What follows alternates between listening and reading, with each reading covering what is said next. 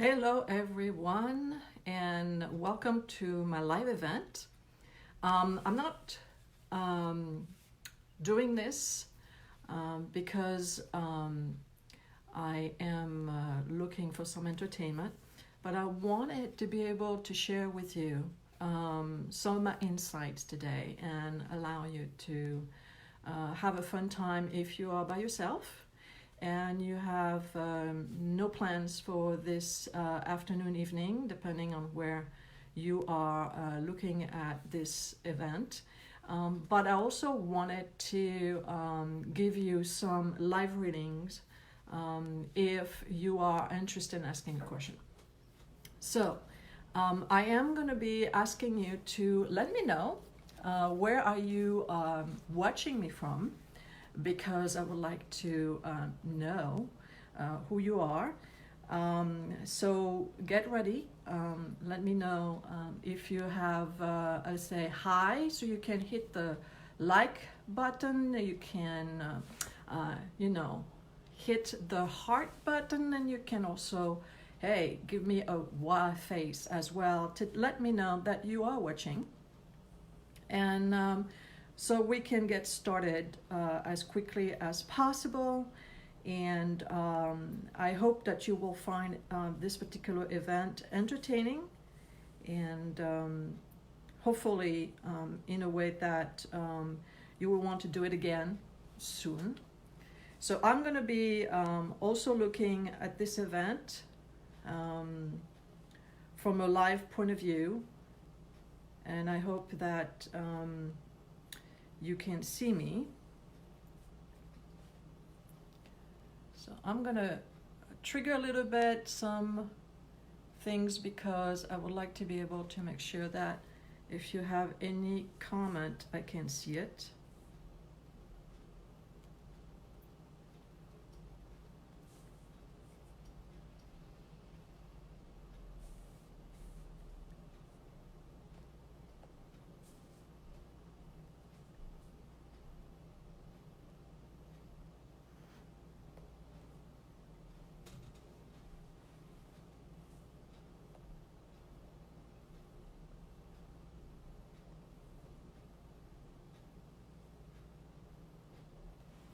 Okay, very good. I needed to have certain things set up so I can see any comment if needed.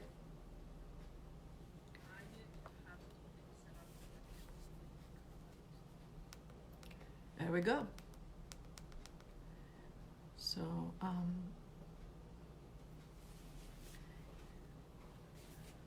so we are actually on a special day here in the US because it is actually November 20th, which is Thanksgiving Day. And Thanksgiving is an opportunity for people to gather with family and friends. And unfortunately, there's a lot of people these days that do not have somewhere to go. And hopefully this particular event will give you an opportunity to spend it a little bit with me. And to actually get some insights onto maybe your own life and what's going on there. So if you want to ask questions that you want me to look into for you, I'd be happy to do this. So let me know where you are watching me from. Let me know if you like that video and live event.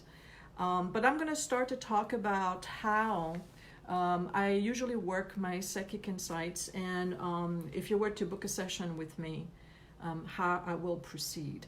So I use actually two deck of cards, and the reason why I do this is that when you have to do a lot of readings, it's very hard to go from one client to another when you only use your mind for whatever insights you're looking for. And it's very difficult sometimes to be able to start like this. So we have those tools, cards, other type of oracles that help the mind to get into that mode where we can get information. So usually the card themselves are only a trigger, they're only a support to get insights. And you have the ability to ask questions, obviously, to the psychics, but I usually recommend people to let the person start first. Let the psychics do their thing first, because if they ask you questions right away, they may be fishing for information, and they may be doing what they call cold reading, which is using any sense of observation they have in terms of how you dress, what they may have found out about you sometime, and they are going to utilize those information later on in the reading in packaged in such a way that you're not going to realize that you did give away those information, even though that was not your intention. So it's always good to let the psychic start first, and if they are the real thing, they will actually do that because they need to get into the mode.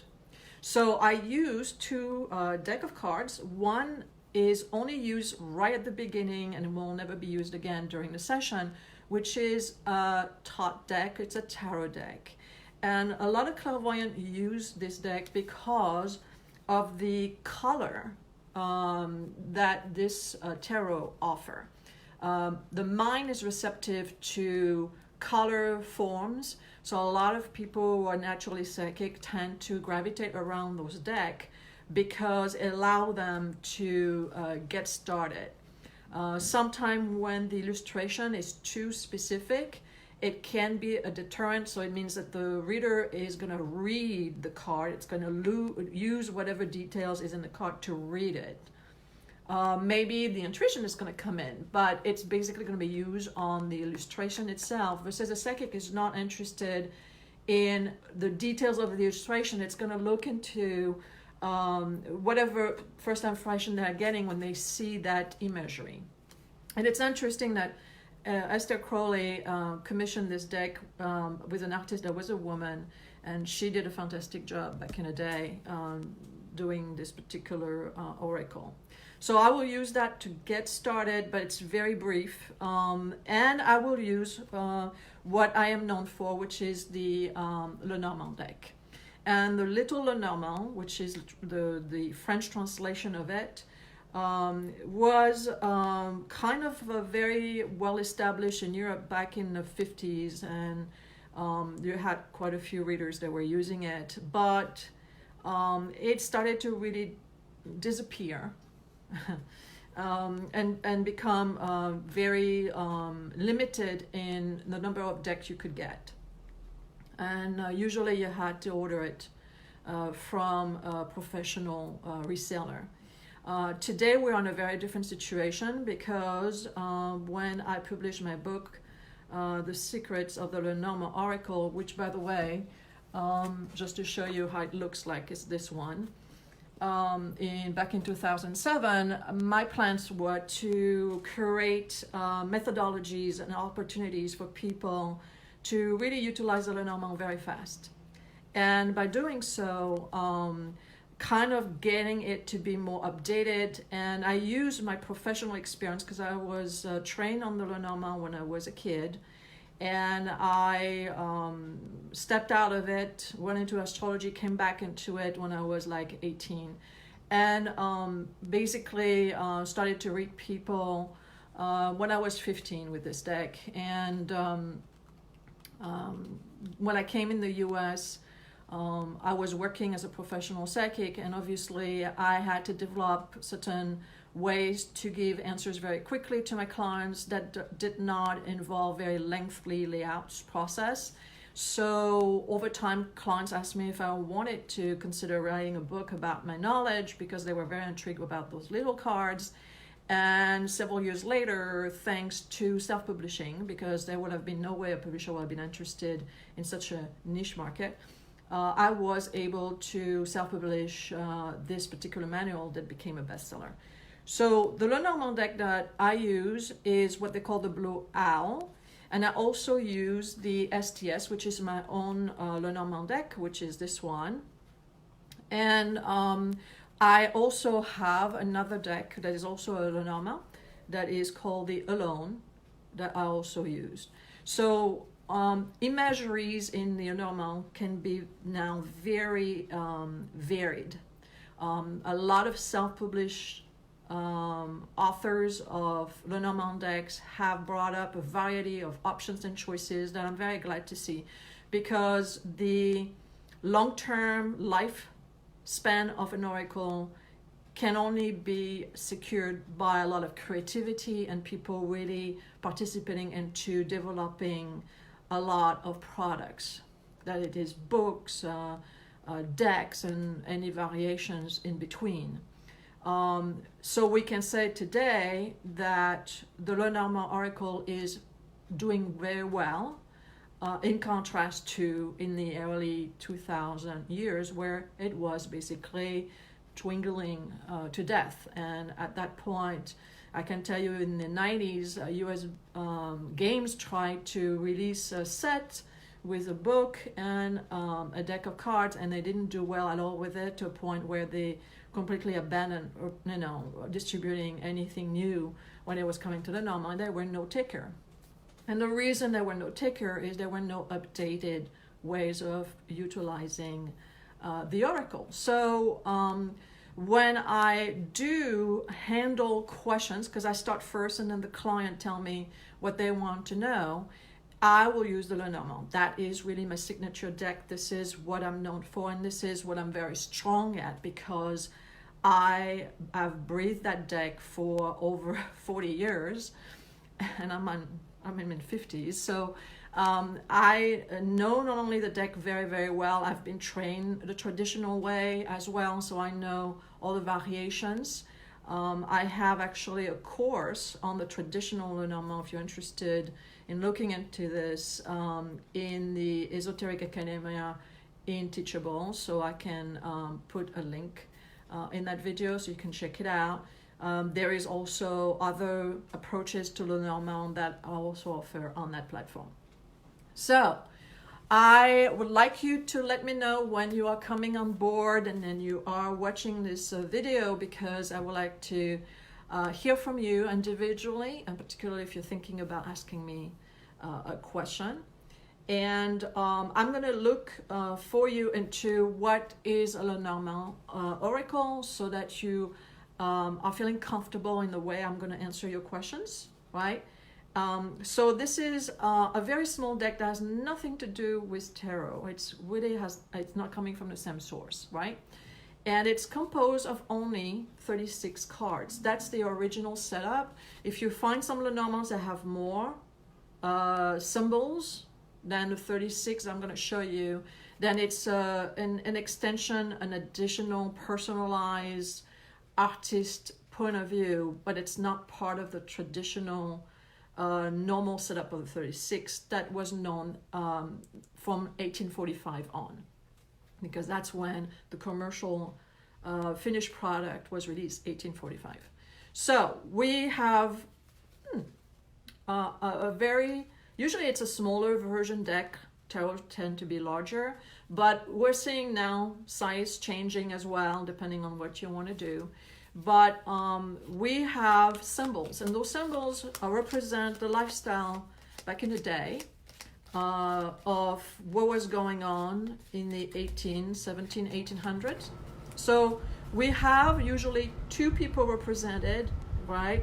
So we have the man card, and then we're going to have the woman card as well. And I'm going to use the blue owl just because you can notice there is some playing card on top. It was very common to see playing cards on top of the illustration. There have been some exception with the decks that were the 6 or 7 different editions that you could find back in the 50s, 40s.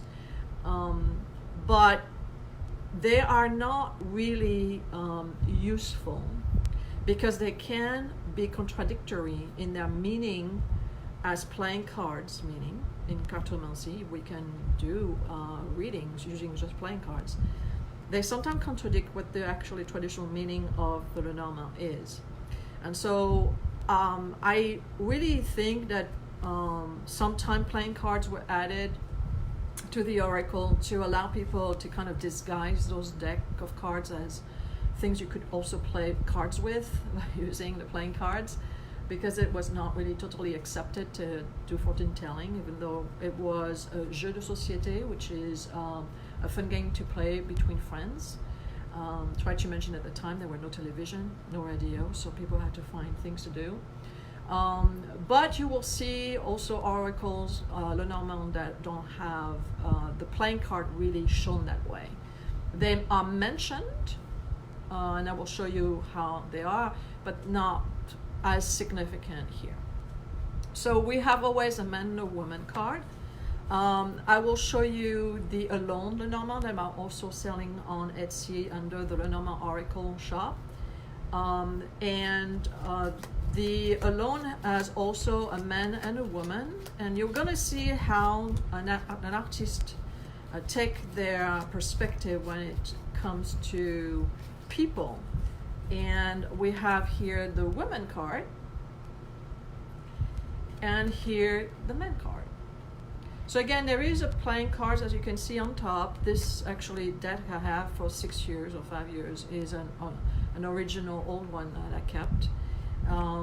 I have different variations of the Alone that I could show you in this video, but it's a different illustration that can please people, because a Lenormand should be feeling connected with you, and sometimes there is certain artwork that won't do it for you, and it's not a reflection toward the artist specifically. It's just, you know, some people like color blue and some people like color orange, so they should go with the color they like.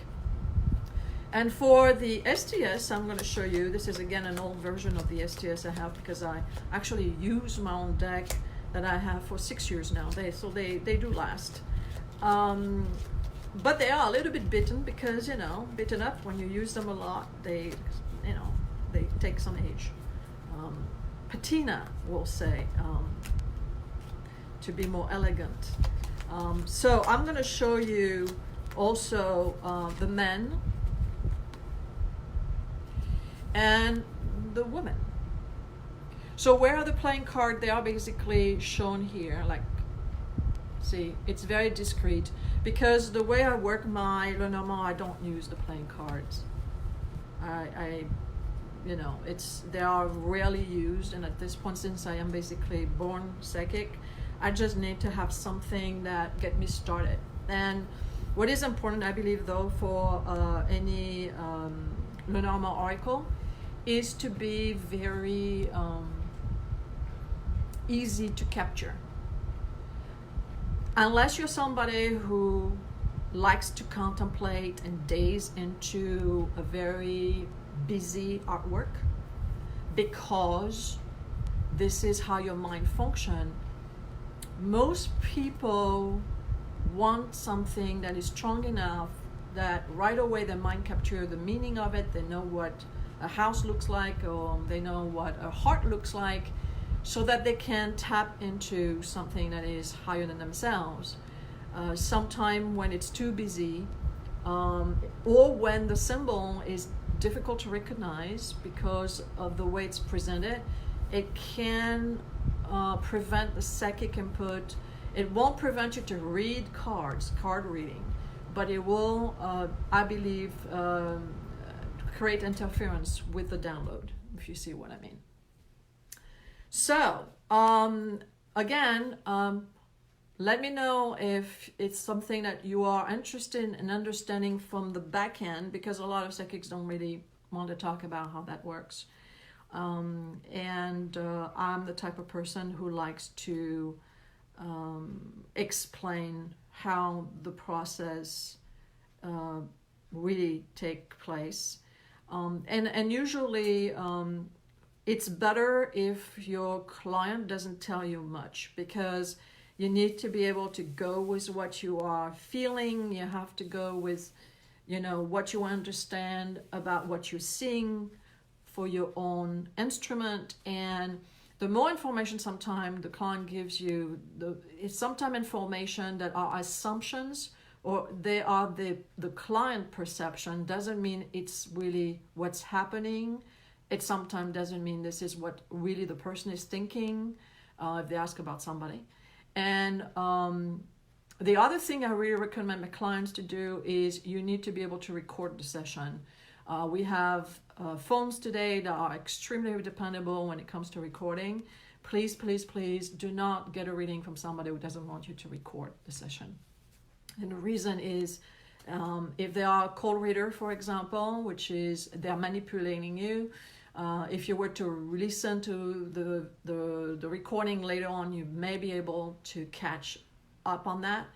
I have been in the past having people writing journals when they were getting readings, and then they starting to bring the boom box, right, with the big electrical cord and the big thing, with the tapes. We were always running out of tapes because 60 minutes, 90 minutes sometimes was not enough.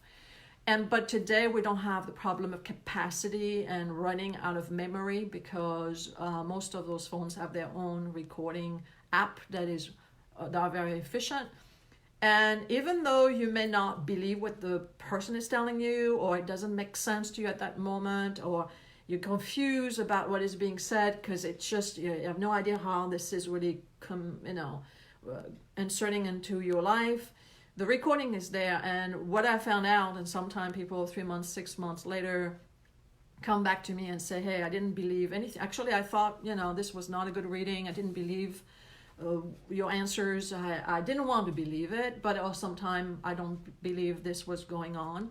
And then they tell me, but you did say this and this and this. And I'm like, really? Because I don't remember readings.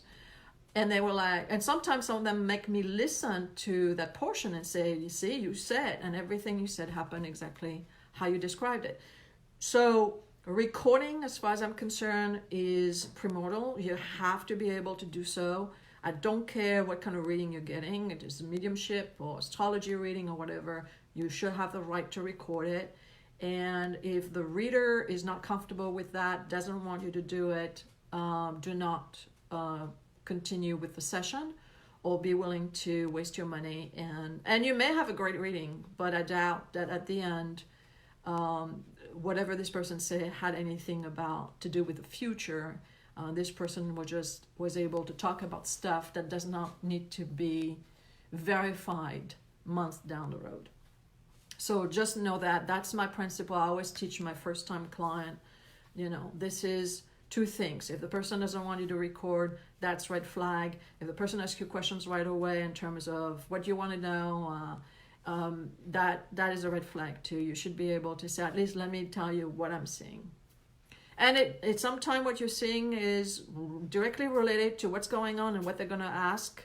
And that's what they booked the session for. And that's great when it happens because it's a validation. But sometimes, unfortunately, whatever you are getting has nothing to do with the reason why they're coming in. And this is normal. Whatever you're getting is what the source is saying. You need to let the person know. Clients can come with different agenda. They don't have to know what's happening, next. They just go with what they know. And what we know is very limited as human beings. So what else could I say in terms of the entire process of doing readings? What happened when it's not really a session, but you go to parties, or we do things like this right now, which is you can ask me a question and I will give you an answer. I think that the information cannot be taken too seriously, and I'm going to explain to you why. I had for years done parties, usually professional parties, which mean usually for corporations and companies, usually end of year type of thing, October to December, you do those parties. And you can only allocate about 5-6 minutes, maybe 10 minutes, but that's really like exceptional if you can do that long, because you have lines of people. And one thing that your host doesn't want to see is you telling bad things to their guests. Their guests are here to entertain themselves. So it means that you're going to have to filter and censure certain things. And unfortunately, not everybody is going to pull cards, or anybody who's going to be sitting down to get a reading from you are going to have automatically great thing happening. That's not realistic. So sometime you have to go to the event that you're going to be working on with the concept of being supportive, give some interesting insights if you get them and they are shareable with the customer or with the guest, and maybe try to provide some advice. And I have done parties where I could not use my cards. I had to basically use runes. If you know what runes are, they are usually symbols from the north part of Europe. And it's an oracle as well. And it's usually, people like to have them on stones. And sometime I will go into a room full of people and I will let them choose one rune, maybe two, and I will have to give them a reading based on that. And I have done those readings where I have to rely more on my clairvoyance, and I have been able to describe things and tell people, and people requested me the next year because things I've said to them happened. It's very draining. It's not my favorite exercise because of the drain you have, and those parties are usually 2, 3, sometimes 4 hours. But it's the same idea. The idea is that whatever you're getting, you can describe it, but if it's not going to be within the frame of a party, it's very tough to, really be truthful as a reader.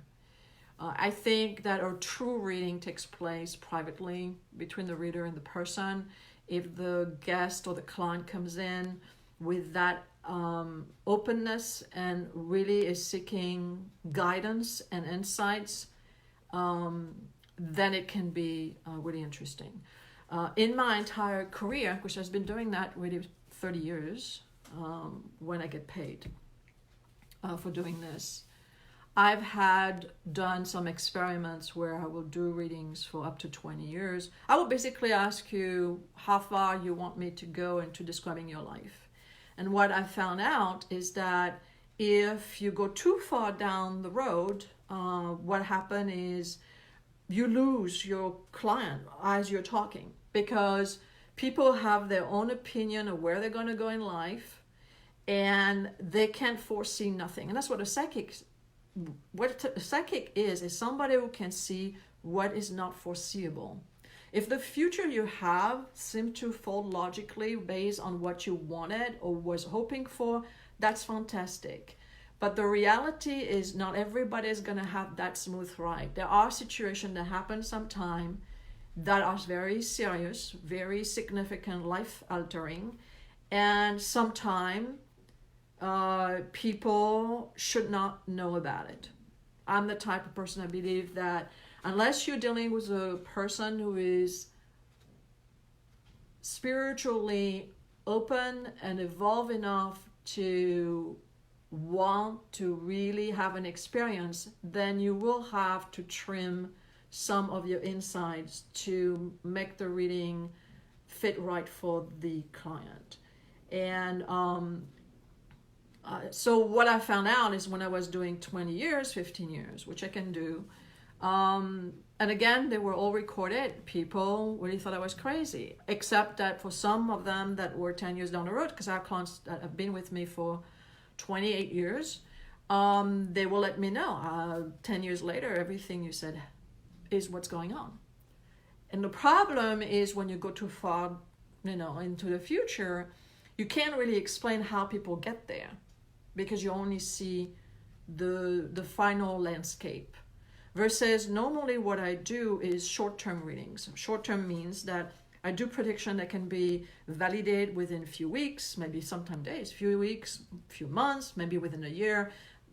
And if we go into another year, then I will mention that other year, but there has to be a connection, a reason why I go that far. 10, 15, 20 years. It's difficult.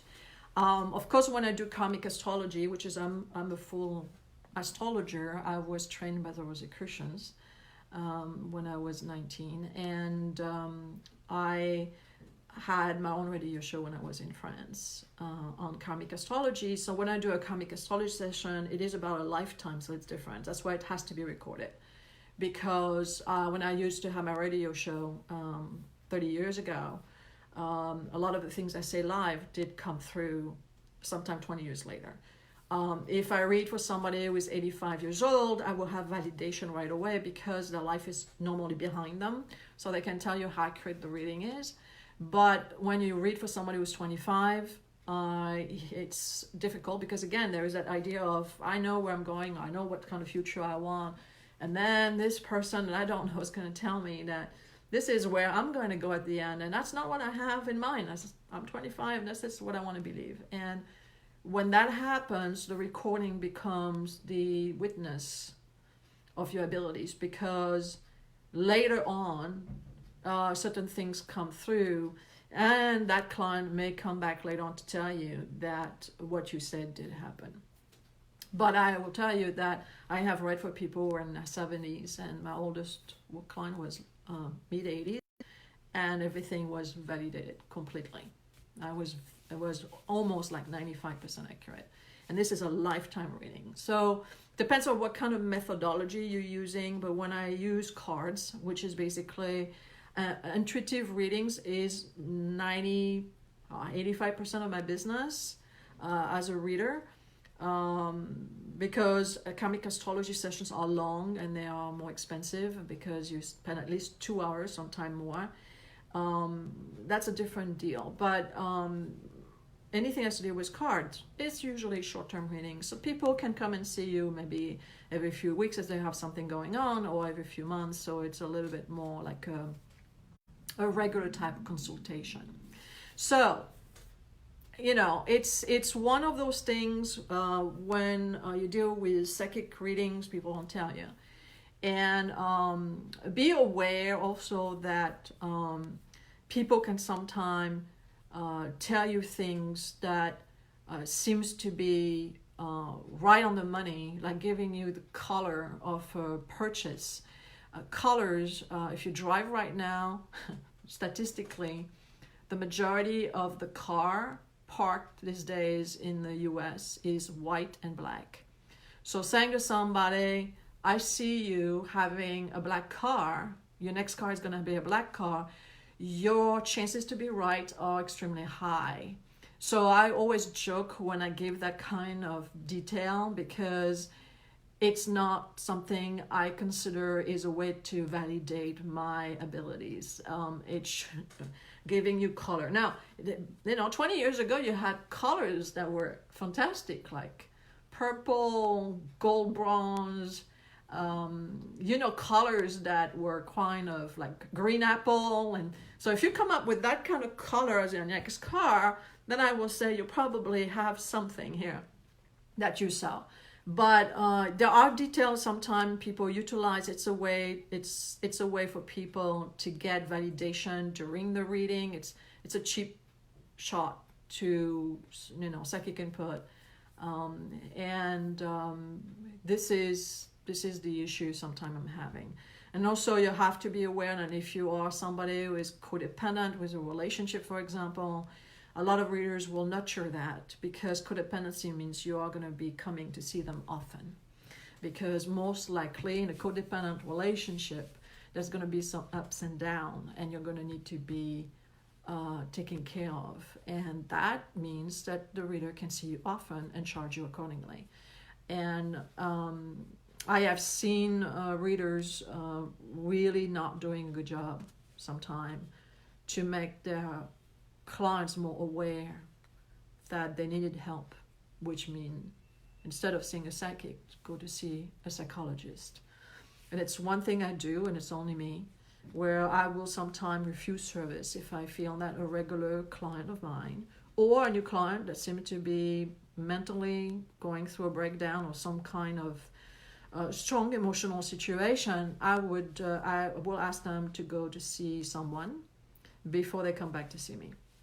And the reason is I don't want them to confuse a psychic with a psychologist. Yes, we do a lot of TLC, tender loving care, in our readings, but everybody has his profession, and I believe the psychologists have been trained to handle very specific type of psychological syndromes, that they have the techniques and they have the backup of their organization to take on those people, because those people can become a liability. And a lot of psychics are not really good in business, and they're not good in clearing, being aware of there is a responsibility in doing what we do. It's a business responsibility, a professional responsibility, and a spiritual responsibility. You have to know when you should not take on a customer or a client. And it usually can work very well. Sometimes it's a wake-up call for the client to start to do the homework they need to do, which is evolving away from the codependency, getting help, and sometimes also get rid of those codependent individuals. It's sometimes a little bit of tough love can go a long way in terms of making those people having happier life, because the ultimate goal as a psychic is to make people have a better life, achieve what they want to achieve, because sometimes the choices, the obvious choices, are automatically the best choices.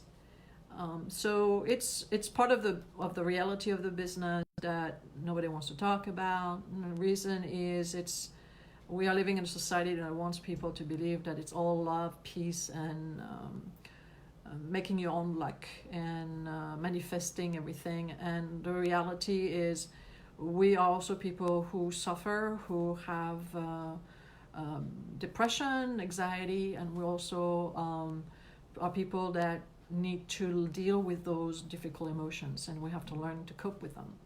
And if we try to avoid them at all costs, or pretend that they don't exist or should not be lived, then we're not doing a service to our society in general. So say hi to me, give me some hello comment, let me know how you are doing over there. And I am going to start to do one question. So please let me know if you have something you want to ask. I'd be happy to answer your question.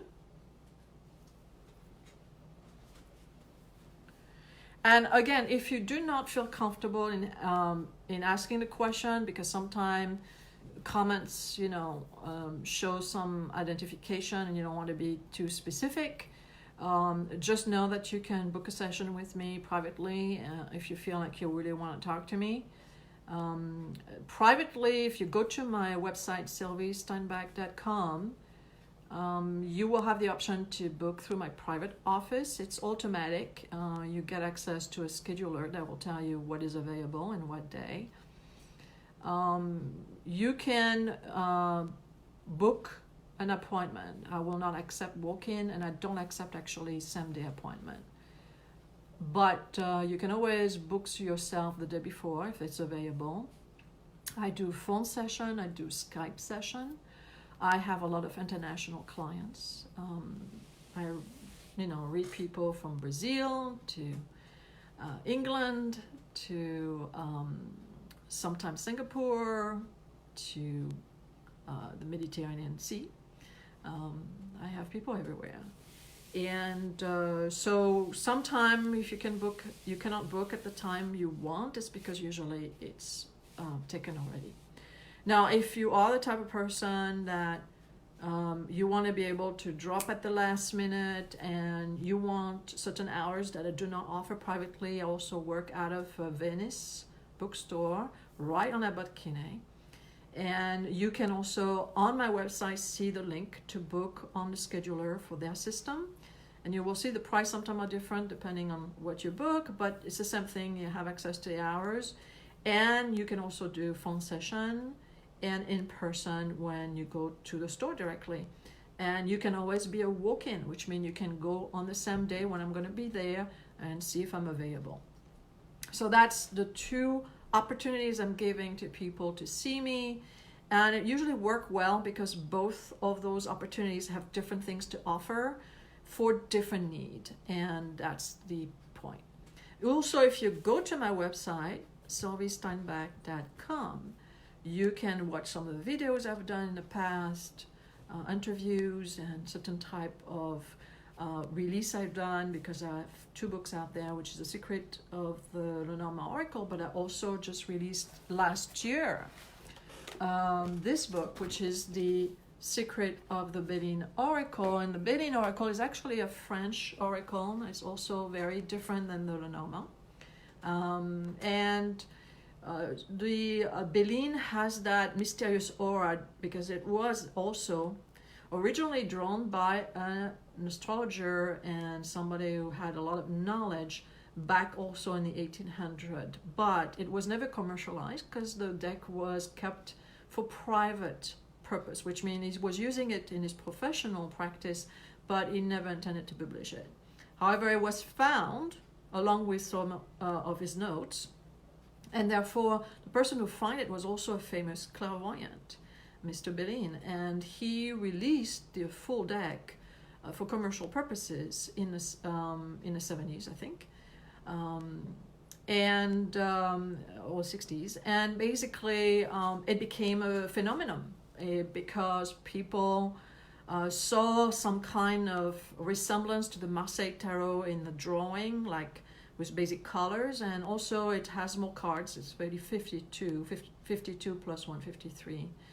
And plus 1 because Bélin added his own little take on that. But it's basically been commercialized since then, and a lot of people have been able to learn to read it through French books, but there's nothing in English and nothing that was really fully available for more updated type of reading, so I had to step in. I actually was able to convince the family that actually hold the rights of this deck to allow me to reproduce it for my book. So it's in there, the illustrations are in there. And this is the first English book really dedicated entirely to this particular oracle. So if you're interested, you can go on Amazon. Both books are available on Amazon. And you can also look into the decks because they're also available for importation through either Amazon.com if it's not Amazon Canada or Amazon France, UK, you can bring them in. So, okay, I'm looking to see, I have actually, to let you know, I have 2 screens. I have, my camera that is recording, but I'm also having this iPad to see what's going on. So I'm hoping that if there is comment, I'm going to see it. I'm not sure. I am going to actually try it out because I want to make sure that this is working, and I am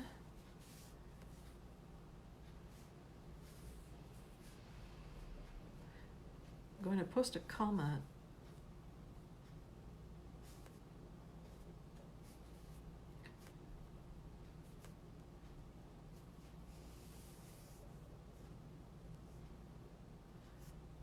If I can.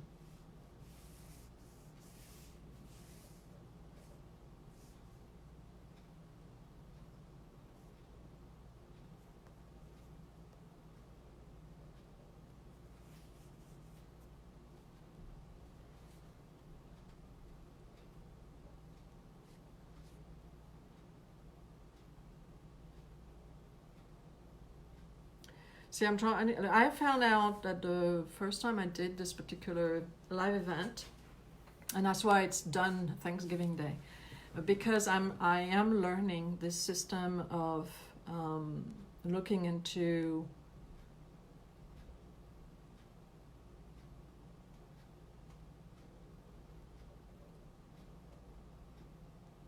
this kind of interaction. But I also find out, unfortunately, that I could not really see anything in terms of comment.